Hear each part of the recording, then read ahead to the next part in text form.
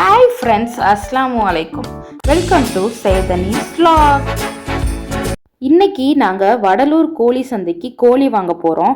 அங்கே என்னென்ன கோழி இருக்குது, எவ்வளோ விலையில் கிடைக்குது, நம்ம எவ்வளோ விலையில் வாங்கணும் அப்படின்றத எல்லாத்தையுமே நாங்கள் இந்த வீடியோவில் டீட்டெயிலாக சொல்கிறோம். ஸோ வீடியோவை ஸ்கிப் பண்ணாமல் பாருங்கள்.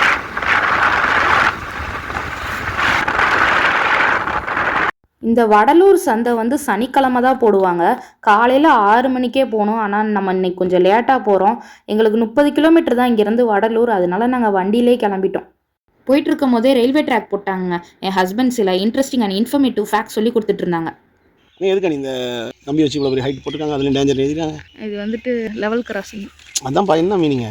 அதான் இந்த இதை தாண்டி நம்ம போகக்கூடாது. என்ன தாண்டி போகக்கூடாது? தாண்டி போகக்கூடாது. அந்த கேட்டு போட்டுருக்காங்க, கேட்டு தாண்டி போக மாட்டோம். அப்புறம் இது ஒரு எக்ஸ்ட்ரா போட்டுருக்காங்க. கண்டுபிடித்தாங்க, அது ஈஸி. ஆக்சுவலாக இது வந்து ஒரு குறிப்பிட்ட என்ன சொல்ற ஹைட் வரைக்கும் போட்டுருக்காங்களா?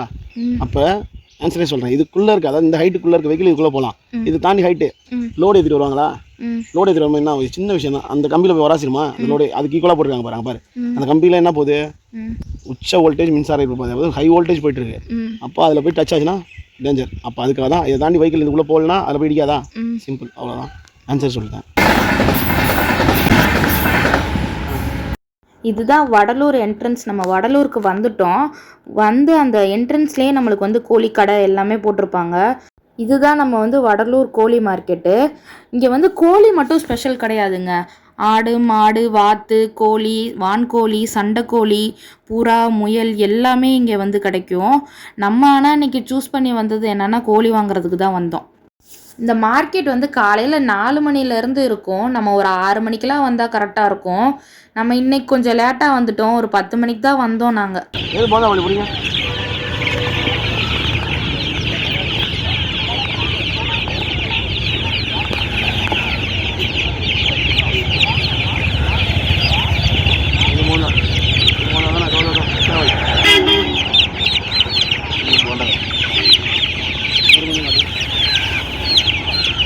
இந்த வாத்தெல்லாம் பார்க்கும் போதே வாங்கிட்டு போகணுன்னு இருந்துச்சு.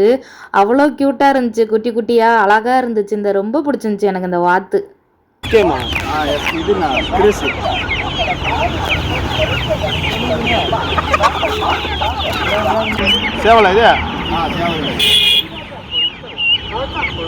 சேவலா? 2 சேவல், மீதி 8 பொட்டை. ரொம்ப சின்ன சின்னதாக இருக்குது தலைவா. நீ இவ்வளோ ரேட்லாம் சொன்னால் நான் வாங்கி போக மாட்டேன். 120 ரூபா கொண்டேன். அங்கே நிறைய வெரைட்டிஸ் ஆஃப் கோழி இருந்துச்சு. ஆனால் நாங்கள் வந்து சும்மா வீட்டில் வளர்க்கலான்னு போந்தா கோழி, கின்னி கோழி, வான்கோழி தான் வாங்கிட்டு போகலான்னு வந்தோம். கின்னி கோழி இந்த சின்னதுலேயே கொடுத்துரு. ரேட்டு போட்டு கொடுனாண்ணா 10 பீஸ் வாங்குறேன்றா. அப்புறம் நாங்கள் சந்தைக்கு போனதே லேட்டுன்றனால ஆடு, புறா, முயல் இதெல்லாம் கேப்சர் பண்ண முடியல. வரப்போகிற வாரத்தில் போனால் கண்டிப்பாக கேப்சர் பண்ணுறோம். ரேட்டுன்னு பார்த்தீங்கன்னா மற்ற சந்தையை கம்பேர் பண்ணும் போது இது ஓகே தான். அங்கே நிறைய வெரைட்டிஸ் ஆஃப் கோழி இருந்துச்சு. ஆனால் நாங்கள் வாங்கினது 10 பீஸு போந்தா கோழி, 10 பீஸு கின்னி கோழி, 1 பேர் வந்து வான்கோழி தான் வாங்கினோம். இதோட ரேட் வந்து போந்தா கோழி 1 பீஸ் 90 ரூபா, கின்னி கோழி 1 பீஸ் 130 ரூபா, வான்கோழி 1 பேர் வந்து 500 ரூபா. நாங்கள் வாங்கின கோழியை சேஃப்டியாக வீட்டுக்கு எடுத்துகிட்டு வரதுக்காண்டி வீட்டில் இருந்தே பாக்ஸ்லாம் எடுத்துகிட்டு வந்தாச்சு. ஸோ அதுலேயே நாங்கள் வந்து சேஃப்டியாக எடுத்துகிட்டு வந்துட்டோம். 3 சேவல் 2 சேவல் போட்டா 3 சேவல் கரெக்டாக கூட அவங்க வந்து கேட்பேன். 6 இது போட்டுருக்கேன். இது சேவல் இதெல்லாம் பொட்டை தான். 1 சேவல் போடு, 2 சேவல் இல்லை உள்ள 2 சேவல் 4 5 0 5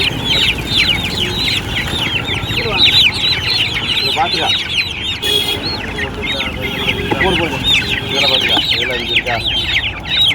ஓகே, ரைட்டாக